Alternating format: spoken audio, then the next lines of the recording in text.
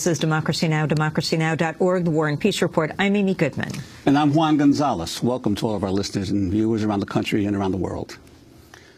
Bradley Manning, the U.S. Army private accused of leaking hundreds of thousands of classified documents to the whistleblowing website Wikileaks, may testify today at a pretrial proceeding for the first time since he was arrested in May 2010. Manning could face life in prison if convicted of the most serious of 22 counts against him. His trial is expected to begin in February. Meanwhile, the founder of Wikileaks, Julian Assange, remains holed up in the Ecuadorian embassy in London, where he sought refuge nearly 6 months ago to avoid being extradited to Sweden to be questioned over sexual assault claims. Earlier this week, Assange vowed Wikileaks would persevere despite attacks against it. On Tuesday, the European Commission announced that the credit card company Visa did not break the European Union's antitrust rules by blocking donations to Wikileaks. Shortly after the ruling, Assange addressed reporters in Brussels via video stream from inside the Ecuadorian embassy. The strength of popular and private support means that we continue. There is no danger that Wikileaks will cease to exist as an organization. Rather, its natural and rightful growth has been compromised, and that is wrong and must change. It would set a very bad precedent. It is not only wrong for Wikileaks, it sets an extremely bad precedent for all other European organizations and all media organizations worldwide, that monopolies can simply exercise financial death penalties over organizations and companies as a result of political controversy. That was Julian Assange speaking on Tuesday. He now joins us in a rare interview from inside the Ecuadorian embassy in London. He has been granted political asylum in Ecuador, but can't leave the embassy because the British government promises to arrest him if he steps foot on British soil. He's just co-authored a new book called Cypherpunks, Freedom and the Future of the Internet. The book examines how the Internet can be used as both an instrument of freedom and oppression. We want to welcome you, Julian Assange, back to Democracy Now! And first get your reaction to the European Commission's decision around the issue of Visa, saying it wasn't breaking antitrust laws when it blocked donations to you, the significance of the credit card company's blockade of donations to Wikileaks, what it's meant for your website. Well, it's good to be with you, Amy and Juan. The decision is disgraceful, but it is only a preliminary decision. We have another submission that the Commission has asked for, so hopefully they will turn around before the end of the year or the beginning of next year. The Commission had been investigating our complaint for 16 months. The normal turnaround time is 4 months. The European Parliament last week voted through an Article 32 section on how banks should be reformed and credit card companies should be reformed in order to stop arbitrary extrajudicial financial blockades, such as the one that has been applied to Wikileaks. The COE, the Council of Europe, all 47 foreign ministers last year passed a resolution saying that these sorts of arbitrary financial blockades on Wikileaks should not continue. So it's interesting to see the playoff in the political wills in Europe between, on the one hand, the Council of Europe and the Parliament, and on the other hand, the Commission. But it's been known for a long time that the Commission is closer to big business, and it is often successfully lobbied. Hopefully the Commission will do the right thing and turn around in this case. And how devastating has it been for Wikileaks? Since the blockade was erected in December 2010, Wikileaks has lost 95% of the donations that were attempted to be transferred to us over that period. So that is over $50 million.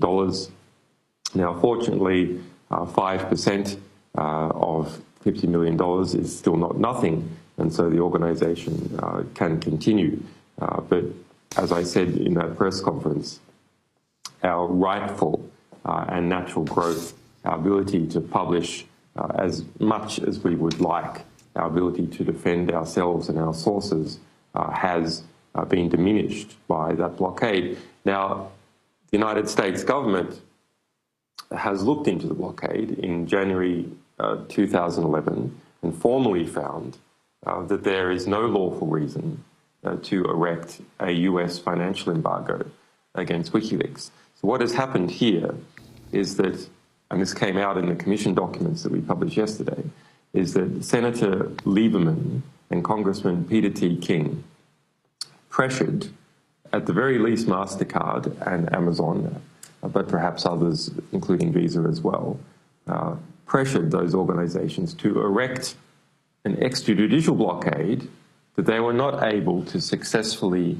erect through the legislature or through a formal administrative process. Well, Julian, turning to your new book, Cypherpunks, those around the world who have been amazed at your ability to advocate transparency in government and in the corporate world through the internet might be surprised that in your book you now say the internet is a danger to human civilization. Could you explain why? Human civilization has merged with the internet. Every society has gone onto the internet. The communications between all of us as individuals, but also communications between businesses, economic transfers, and even the internal communications and external communications of states. So there is no barrier anymore between the internet and global civilization. That means that when the internet develops a sickness, global civilization also runs the risk of suffering the same sickness. And the sickness that the internet has developed over the past 10 years is that nation states and their corporate pals have ganged up together to engage in strategic interception of all communications flowing over the internet across national borders, and in many countries, even within its national confines, such as the United States. We know that that has occurred in different places as a result of whistleblowing cases, such as Mark Klein's case or William Binney's former chief of research at the National Security Agency. So we've gone from a position the dissidents face and activists face and individuals face 10, 20 years ago, where if we were engaged in political activity, we could be individually targeted and our friends could be targeted, to a situation where everything, almost, that everyone does over the internet is recorded and intercepted all the time. And that shift is a shift, as it's called in the internal documents of the hundreds of companies now who supply this national security sector, a shift between tactical interception on a few people and strategic interception, intercept an entire nation. We exposed documents earlier this year, the spy files, you can look them up, where, for example, the French company Amasis, which is closely connected with the French intelligence, supplied a nationwide, that's its own words, interception system to Gaddafi's Libya back in 2009. And in fact, lawyers connected to Wikileaks and the Bureau of Investigative Journalism were in the manual that Amasis shipped to Gaddafi as an example of how the interception system worked. And in terms of corporate surveillance as well, you often find now in the media a huge push to get people to use social networks. The degree to which private surveillance or corporate surveillance is going on as well as government surveillance. There's not a barrier anymore between corporate surveillance on the one hand and government surveillance on the other. You know, Facebook has its servers based in the United States. Gmail, as General Petraeus found out, has its servers based in the United States. And the interplay between US intelligence agencies and other Western intelligence agencies and any intelligence agencies that can hack this is fluid. So we're in a, if we look back to what's an earlier example of the worst penetration by an intelligence apparatus of a society which is perhaps East Germany, up to 10% of people over their lifetime had been an informer at one stage or another. In Iceland, we have 88% penetration of Iceland by Facebook. 88% of people are there on Facebook informing on their friends and their movements and the nature of their relationships for free. They're not even being paid money. They're not even being directly coerced to do it. They're doing it for social credits to avoid the feeling of exclusion. But people should understand what is really going on. I don't believe people are doing this or would do it if they truly understood what was going on, that they are doing hundreds of billions of hours of free work for the Central Intelligence Agency, for the FBI, and for all allied agencies in all countries that can ask for favours to get hold of that information. William Binney, the former Chief of Research National Security Agency's Signals Intelligence Division, describes this situation that we are in now as turnkey totalitarianism. That the whole system of totalitarianism has been built, the car, the engine has been built, and it's just a matter of turning the key. And actually, when we look to see some of the crackdowns on Wikileaks and the grand jury process and targeted assassinations and so on, actually it's arguable that key has already been partly turned. The assassinations that occur extrajudicially, the renditions that occur, they don't occur in isolation. They occur as a result of information that has been sucked in through this giant signals interception machinery.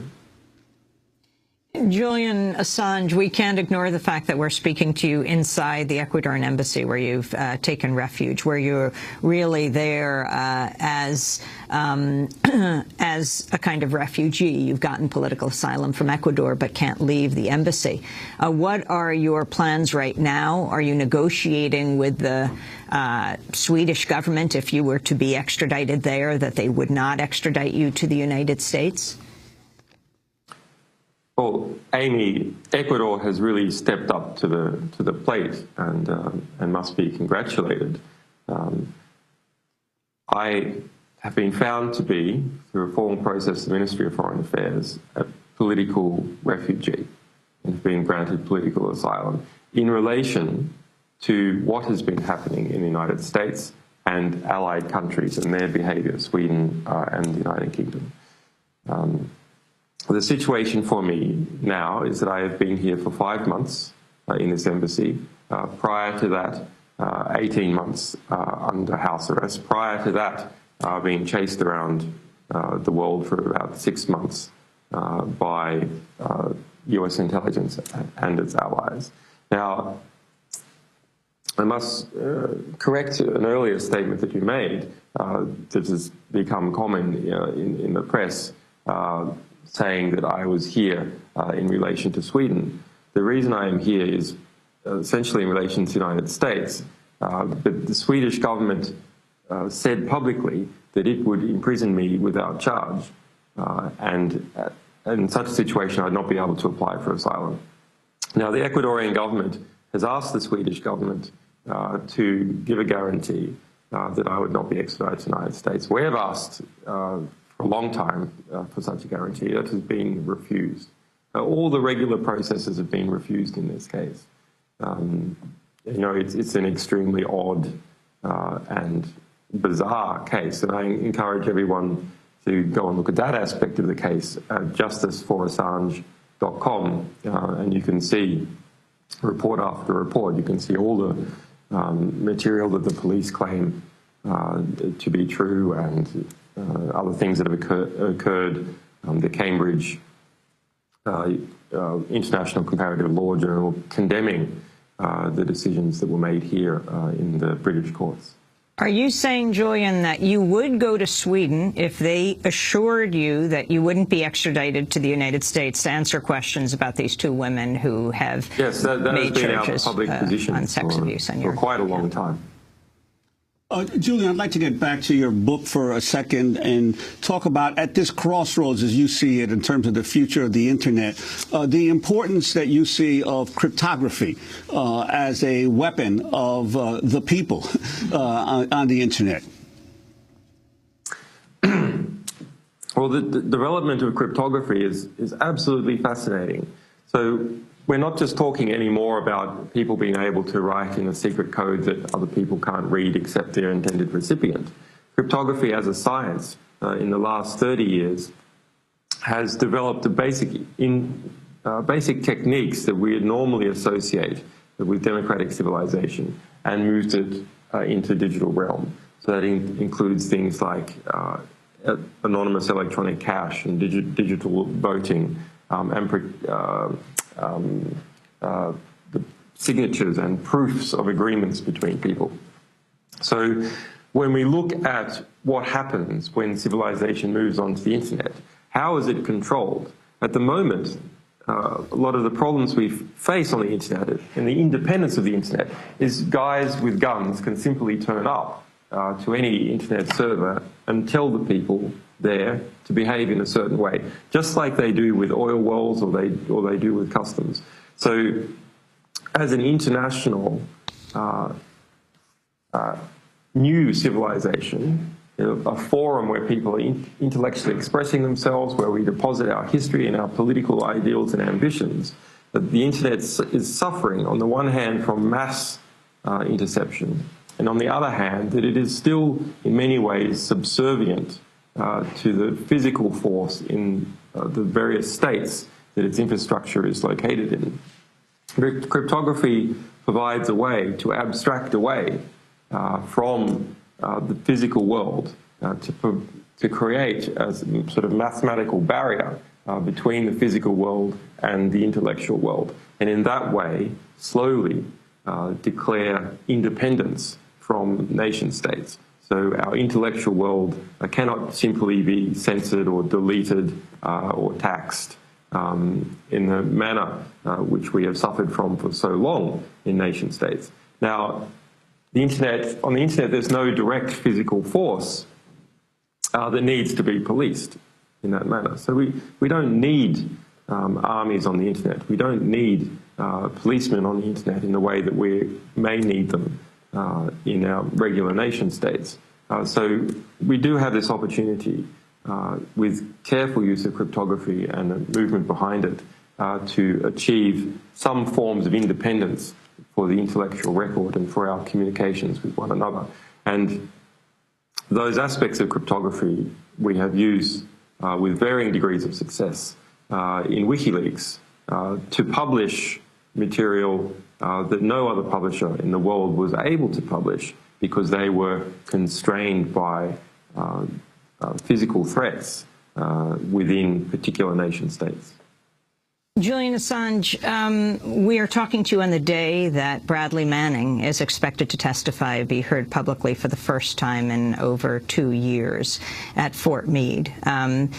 His lawyer has said he would plead guilty to certain charges, and that is releasing documents that he got in Iraq on the computer to your organization, Wikileaks, but refused to plead to others, like aiding the enemy.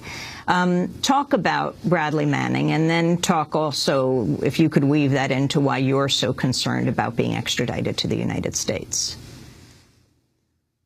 Amy, what is happening this week is not the trial of Bradley Manning. What is happening this week is the trial of the US military.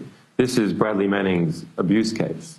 Bradley Manning was arrested in Baghdad, shipped over and held for 2 months in extremely adverse conditions in Kuwait, shipped over to Quantico, Virginia, which is near the center of the US intelligence complex, and held there for 9 months, longer than any other prisoner in Quantico's modern history.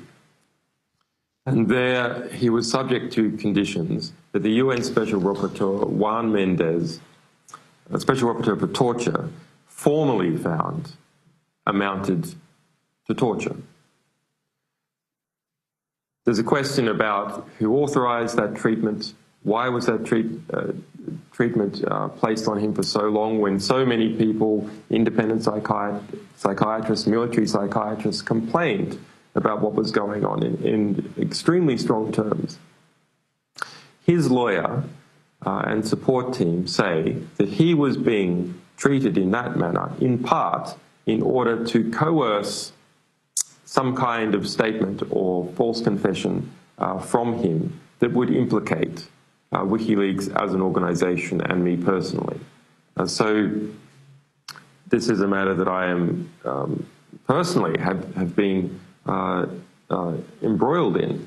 That this young man's treatment, regardless of whether he was our source or not, is directly as a result of an attempt to attack this organization by the United States military to coerce this young man into providing evidence that could be used to more effectively attack us and also serve as some kind of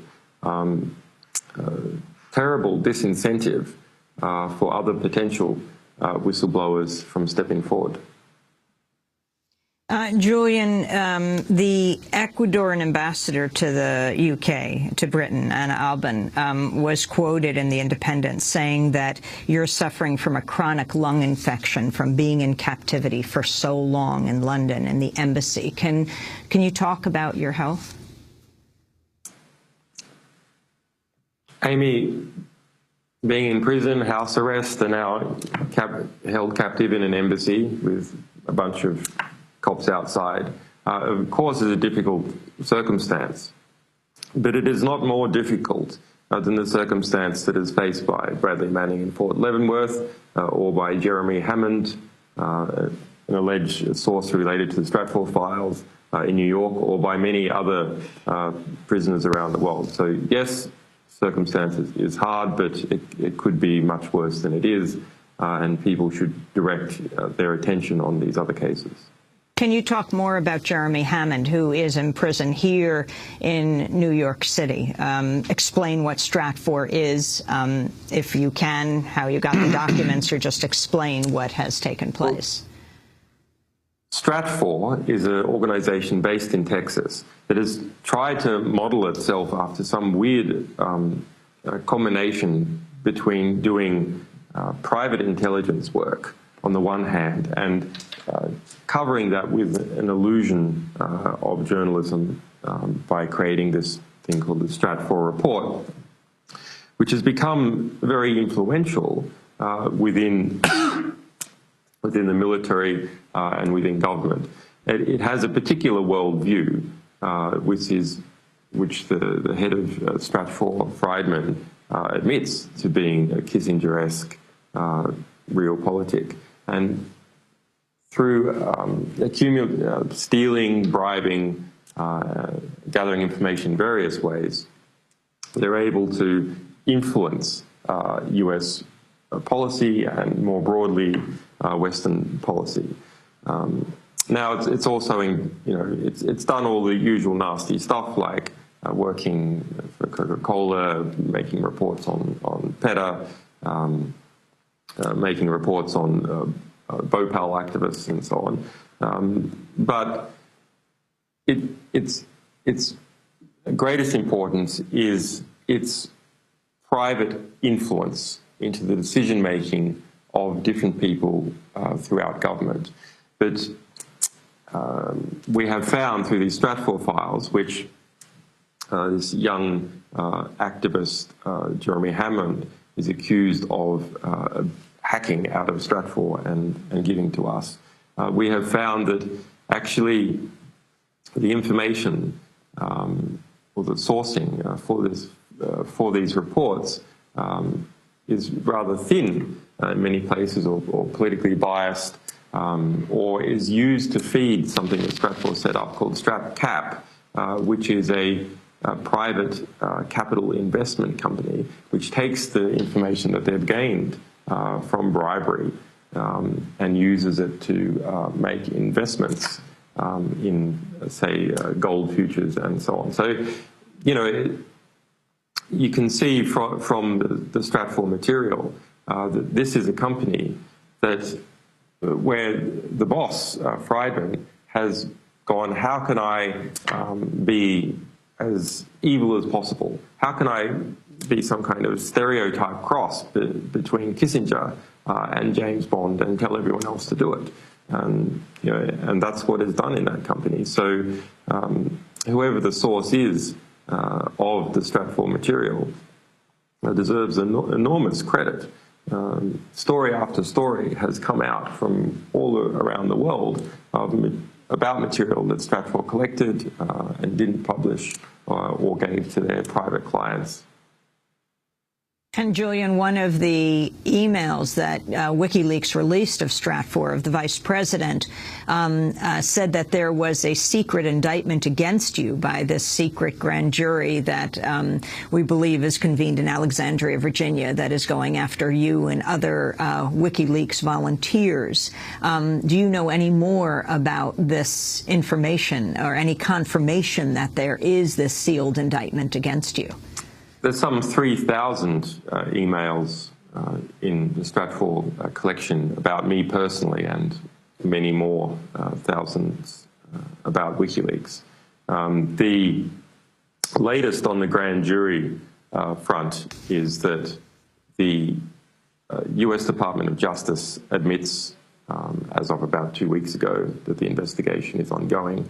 On September 28th this year, the Pentagon renewed its formal threats against us in relation to ongoing publishing, but also extremely seriously in relation to ongoing what they call solicitation. So that is asking sources publicly, send us important material and we will publish it. They say that that itself is a crime.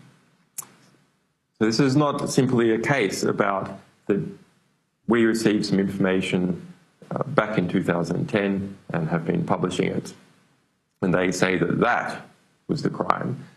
The Pentagon is maintaining a line that WikiLeaks inherently, as an institution that tells military and governmental whistleblowers to step forward with information, is a crime. So they allege we are criminal moving forward. Now, the new interpretation of the Espionage Act that the Pentagon is trying to hammer in to the legal system, and which the Department of Justice is complicit in, would mean the end of national security journalism in the United States, and not only the United States, because the Pentagon is trying to apply this extraterritorially. Why would it be the end of national security journalism? Because the interpretation is that if any document that the US government claims to be classified is given to a journalist who then makes any part of it public, that journalist has committed espionage, and the person who gave them the material has committed the crime communicating with the enemy. And we released other material about a young Air Force woman who was suspected of communicating with us, and they went to internally prosecute her under 104D, which is communications with the enemy. So who's the enemy? Well, the enemy is either WikiLeaks, formerly an enemy of the United States, or the interpretation is that any time that there is a communication to the public, and we saw this in the Bradley Manning case, there is a chance for Al-Qaeda or the Russians or Iran to read it. Therefore, any communication to a journalist is communication to the public, is communication to Al-Qaeda, which means that any communication to a journalist is communicating to the enemy. You know, it's absurd overreach, but it is an overreach now which has been put into practice, not at the conviction level yet, but certainly at the investigative and prosecution level. Barack Obama brags publicly on his campaign website of having prosecuted more people under the Espionage Act than all previous presidents combined. In fact, more than twice that of all previous presidents combined. Julian, on that particular note, I'd like to ask you to if you can, talk about what you consider to be the long-term impact WikiLeaks, that as governments continually centralize through the digital revolution their information, it makes it more possible for dissidents or whistleblowers within the structures of these governments to make that information available to broader sectors of the public. And if WikiLeaks, if the governments are able to squash WikiLeaks, how do you see that movement developing in terms of other organizations that are arising that continue the kind of work that you've been doing? The attempts to squash WikiLeaks are there to set a general deterrent. There's no doubt about this. Since 2008, that's been the case. We released a classified US intelligence report, in fact, showing in 2008 the concern that the US military had about WikiLeaks and the ways in which it could be crushed. Other material came out showing that the Bank of America had hired lawyers who had looked into hiring people to make all sorts of attacks and smears on us, massively funded, millions of dollars per month. And you can look that up. It's the H.P. Gary report. I think this tension between power and knowledge is extremely important. So we've all heard the saying that knowledge is power, and well, it's true. And the mass surveillance and mass interception that is occurring to all of us now who use the internet is also a mass transfer of power from individuals into extremely sophisticated state and private intelligence organizations and their cronies. Now, if that is to be resisted, we must have a transfer of information that is going the other way. Fortunately, the system is in part eating itself.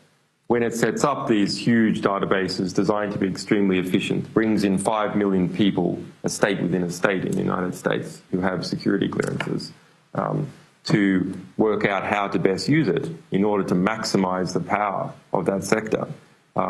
It also leaves itself open to people extracting some of that information and reversing the flow and giving it back to the public, putting it into our common intellectual record. But it's not by any means an easy battle. I would say that the transfer of power that has occurred as a result of the NSA's admitted 1.6 billion interceptions per day is much greater than the transfer that has happened the other way. The successes of WikiLeaks, yes, to some degree, reflect our vigor and the vigor of activists on the internet. But I think they more fairly represent the vast treasure of global information that has been accumulated by these otherwise unaccountable intelligence organizations. Your reaction, you mentioned Petraeus, General Petraeus before, and how he's been taken down as his email was gone through. What do you think about that? Here he was. I think it's fascinating, Amy. Now, we can look into, if you've been involved in this business for a while, you can start to smell when there must be something more to the situation. So I assume in those emails that the FBI got hold of, there's additional information that would be embarrassing to Petraeus, above and beyond an extramarital affair, which is why he's resigned. But that someone in the position has been an ultimate insider, the head of the CIA, has fallen victim to the surveillance state, really shows you how massively out of control the thing has become, where it is like a vicious dog that has suddenly spotted its own tail and has gone after it and is lashing out irrationally. And now it's affected an insider, and people have started to take note. But of course, it's been doing that through activists, and in fact, most of us, it has been doing that, although we can't see the result for years. Julian Assange, as we wrap up, your final thoughts as you speak to us from political exile inside the Ecuadorian embassy in London. This is extremely rare. How long do you plan to be holed up there? Could you see yourself being there for years? Possibly, Amy. I mean, it is possible. I mean, the Ecuadorian government said if it takes 200 years for Mr. Assange to be safe, then 200 years it is, to their credit. There's an Ecuadorian national election in February next year, and it seems to be that there's a bit of a diplomatic waiting game on as far as the US and the UK are concerned, to look to see how that election goes. President Correa is the most popular political leader in Latin America, so by rights it should be fine. But there have been reports that the United States has increased its sort of anti-Correa funding by 3 times. So that's a potential problem. But the people of Ecuador have been very supportive. So I suspect even if there is a switch to another leader, it's now a matter of sort of national pride for Ecuador, so they'll stick the course. And as to you feel how people should use the internet today and protect themselves as we wrap up with your book, Cypherpunks, Freedom and the Future of the Internet. First, they have to. It is not always possible to protect oneself. You know, if you walk over the edge of a cliff, it's not really that possible to protect yourself, but it's important to know the cliff is there, so you can simply avoid doing certain things that would put you at risk. Now, the first thing they should do is go out and buy the book. It's not easy to protect yourself. That is part of the problem. It really is not easy. It is, in fact, with some exceptions, something that is presently only open to extremely knowledgeable people. So we must push forward to empower the greater development of this technology, the preventing moves to outlaw it, which have been done. We fought a big war in the 1990s to prevent the outlawing of cryptography, and additionally, preventing the backdooring of cryptographic technology. There are moves afoot to try and do that. I'm sorry, Amy, I'm getting the cut-off signal for some reason. Well, I want to thank you very much for being with us, Julian. Julian Assange spread that 10 minutes to about 40, and we thank you so much for being there. Julian Assange is the founder and editor-in-chief of Wikileaks, now under political asylum in Ecuador's London embassy. Happens to have co-authored this new book, Cypherpunks, Freedom and the Future of the Internet, which can make it outside of the embassy, which he can't do right now. Thanks so much for being with us. And folks, if you want a copy of today's show, you can go to our website at democracynow.org. But we'll be back in a minute. Thanks so much for watching this report from Democracy Now!, your daily independent global news hour. We don't accept advertising or corporate funding, but rather rely on donations from viewers like you. Please make your contribution by visiting democracynow.org. We need your support today to keep bringing you this hard-hitting, in-depth reporting.